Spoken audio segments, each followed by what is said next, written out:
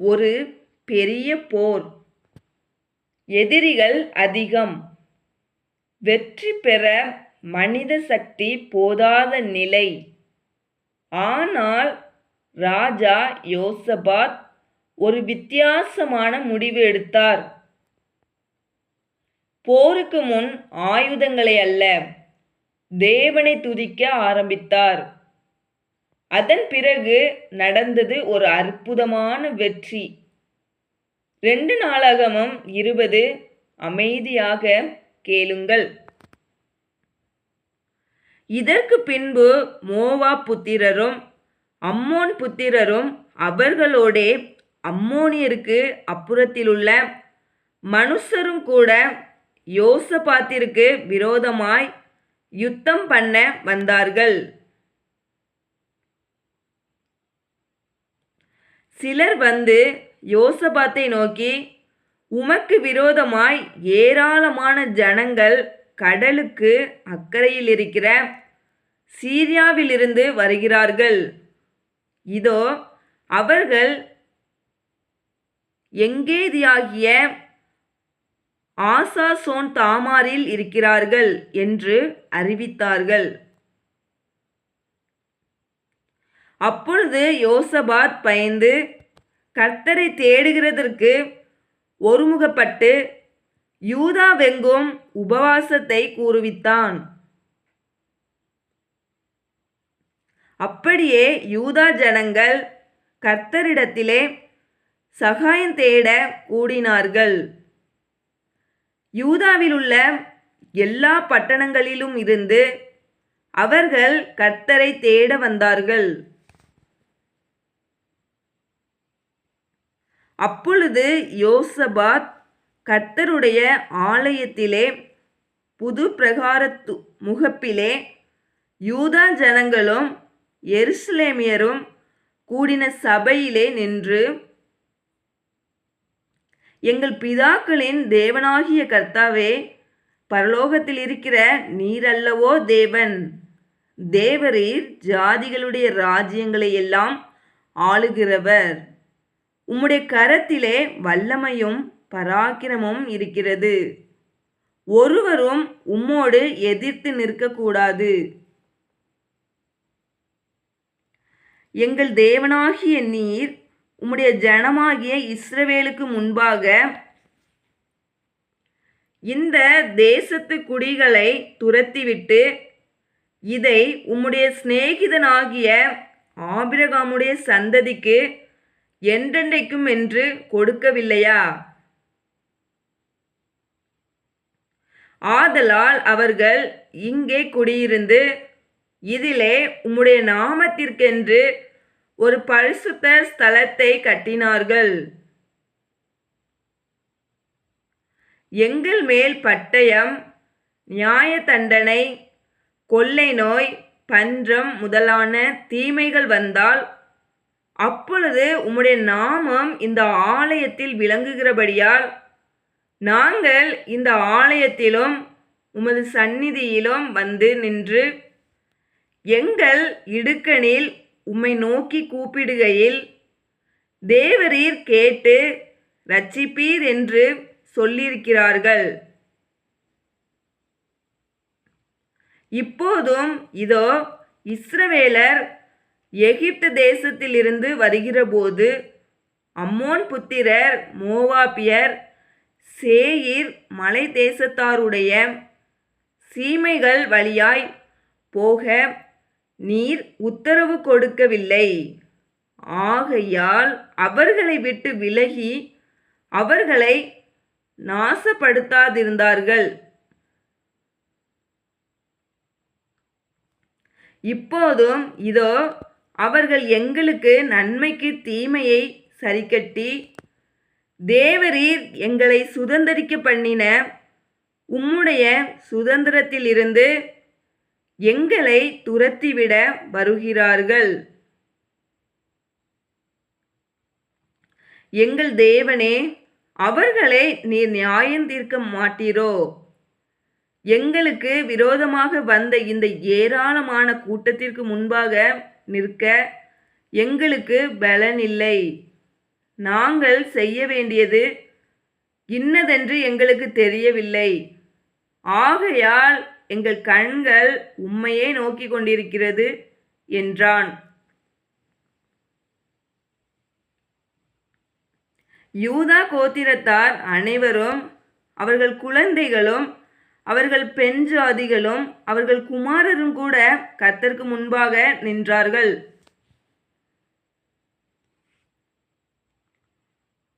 அப்பொழுது சபையின் நடுவில் இருக்கிற மத்தனியாவின் குமாரனாகிய ஏயேலின் மகனான பெனாயாவுக்கு பிறந்த சகரியாவின் புத்திரன் யகாசியேல் என்னும் ஆசாப்பின் புத்திரரில் ஒருவனான லேவியன் மேல் கர்த்தருடைய ஆவி இறங்கினதினால் அவன் சொன்னது,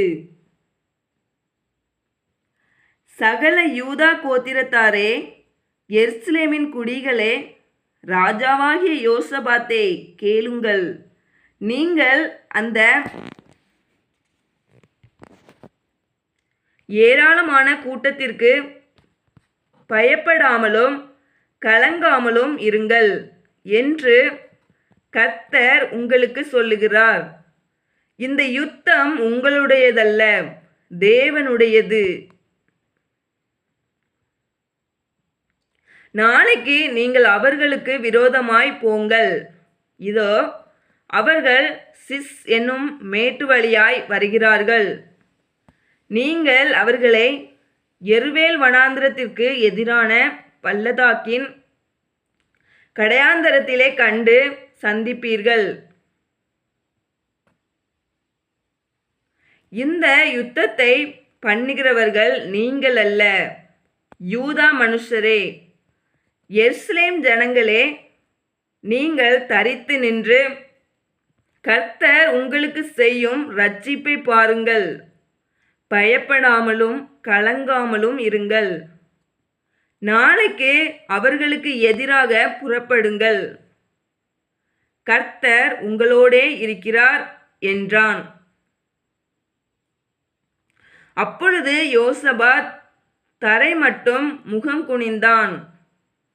சகல யூதா கோத்திரத்தாரும் எருசலேமின் குடிகளும் கர்த்தரை பணிந்து கொள்ள கர்த்தருக்கு முன்பாக தாழ விழுந்தார்கள்.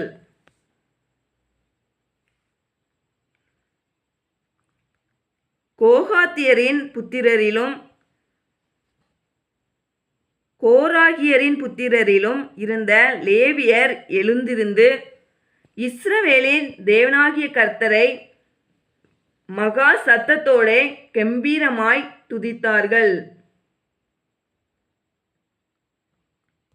அவர்கள் அதிகாலமே எழுந்திருந்து தெகோவாவின் வனாந்திரத்திற்கு போக புறப்பட்டார்கள். புறப்படுகையில் யோசபாத் நின்று, யூதாவே, எருசலேமின் குடிகளே, கேளுங்கள். உங்கள் தேவனாகிய கர்த்தரை நம்புங்கள், அப்பொழுது நிலைப்படுவீர்கள். அவருடைய தீர்க்கதரிசிகளை நம்புங்கள், அப்பொழுது சித்தி பெறுவீர்கள் என்றான்.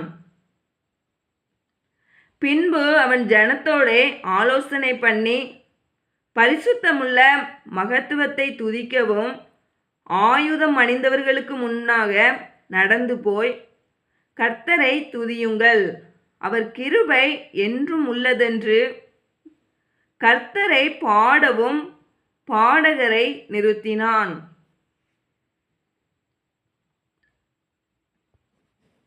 அவர்கள் பாடி துதி செய்ய தொடங்கினபோது யூதாவுக்கு விரோதமாய் வந்து பதிவிருந்த அம்மோன் புத்திரரையும் மோவாபியரையும் சேயீர் மலை தேசத்தாரையும் ஒருவருக்கு விரோதமாய் ஒருவரை கர்த்தர் எழும்ப பண்ணினதினால் அவர்கள் வெட்டுண்டு விழுந்தார்கள். எப்படியெனில், அம்மோன் புத்திரரும் மோவாபியரும் சேயீர் மலை தேச குடிகளை சங்கரிக்கவும் அழிக்கவும் அவர்களுக்கு விரோதமாய் எழும்பினார்கள். சேயர் குடிகளை அழித்து தீர்ந்தபோது தாங்களும் தங்களில் ஒருவரையொருவர் அழிக்க தக்க விதமாய் கை கலந்தார்கள். யூதா மனுஷர் வனாந்திரத்திலுள்ள சாம கூட்டண்டையிலே வந்து அந்த ஏராளமான கூட்டமிருக்கும் திக்கை நோக்குகிறபோது இதோ அவர்கள் தரையிலே விழுந்து கிடக்கிற பிரேதங்களாக கண்டார்கள். ஒருவரும் தப்பவில்லை. யோசபாத்தும் அவனுடைய ஜனங்களும் அவர்கள் உடைமைகளை கொள்ளையிட வந்தபோது அவர்கள் கண்ட ஏராளமான பொருட்களும் பிரேதங்களிலிருந்து உரிந்து போட்ட ஆடை ஆபரணங்களும் தாங்கள் எடுத்துக்கொண்டு போகக்கூடாதிருந்தது. 3 நாளாய் கொள்ளையிட்டார்கள். அது அவ்வளவு மிகுதியாயிருந்தது. 4ஆம் நாளில் பெராக்காவிலே கூடினார்கள். அங்கே கர்த்தருக்கு ஸ்தோத்திரம் செலுத்தினார்கள். ஆதலால் அவ்விடத்திற்கு இந்நாள் வரைக்கும் இருக்கிறபடி பெராக்கா என்னும் பெயர் தரித்தார்கள். பின்பு கர்த்தர் அவர்களை அவர்கள் சத்துருக்கள் பேரில் கலிகூற செய்தபடியால் யூதா மனுஷர் யாவரும் எருசலேம் ஜனங்களும் அவர்களுக்கு முன்னாலே யோசபாத்தும் மகிழ்ச்சியோடே எருசலேமுக்கு திரும்பினார்கள். அவர்கள் தம்பூர்களோடும் சுரமண்டலங்களோடும் பூரிகைகளோடும் எருசலேமில் இருக்கிற கர்த்தருடைய ஆலயத்திற்கு வந்தார்கள். கர்த்தர் இஸ்ரவேலின் சத்துருக்களோடு யுத்தம் பண்ணினார் என்று கேள்விப்பட்ட அந்தந்த தேசத்து ராஜ்யத்தார் மேல் தேவனால் உண்டான பயங்கரம் வந்தது. இவ்விதமாய் தேவன் சுற்றுப்புறத்தாரால் யுத்தமில்லாத இளைப்பாறுதலை அவனுக்கு கட்டளையிட்டதினால் யோசபாத்தின் ராஜ்யபாரம் அமெரிக்கையாயிருந்தது. யோசபாத் யூதாவை அரசாண்டான். அவன் ராஜாவாகிற போது 35 வயதாயிருந்து 25 வருஷம் எருசலேமில் அரசாண்டான். சில்கியின் குமாரத்தியாகிய அவனுடைய தாயின் பேர் அசுபாள்.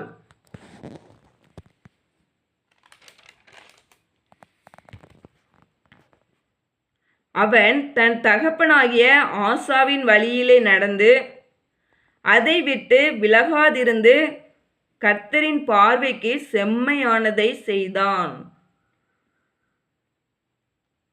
ஆனாலும் மேடைகள் தகர்க்கப்படவில்லை. ஜனங்கள் தங்கள் இருதயத்தை தங்கள் பிதாக்களின் தேவனுக்கு இன்னும் நேராக்காதிருந்தார்கள். யோசபாத்தின் ஆதி அந்தமான மற்ற வர்த்தமானங்கள் இஸ்ரவேல் ராஜாக்களின் புஸ்தகத்தில் கண்டிருக்கிற ஆனானியின் குமாரனாகிய யெகூவின் வசனங்களில் எழுதியிருக்கிறது. அதற்கு பின்பு யூதாவின் ராஜாவாகிய யோசபாத் பொல்லாப்பு செய்கிறவனான அகசியா என்னும் இஸ்ரவேலின் ராஜாவோடே தோழமை பண்ணினான். தர்சீசுக்கு போகும்படிக்கு கப்பல்களை செய்ய அவனோடே கூடிக்கொண்டான். அப்படியே எசியோன் கேபேரிலே கப்பல்களை செய்தார்கள்.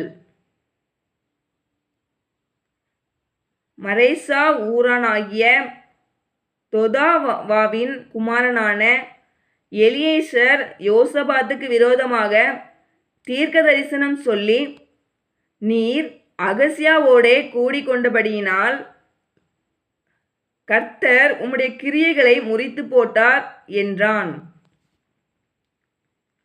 அந்த கப்பல்கள் உடைந்து போயிற்று. அவர்கள் தர்சீசுக்கு போகக்கூடாமற் போயிற்று.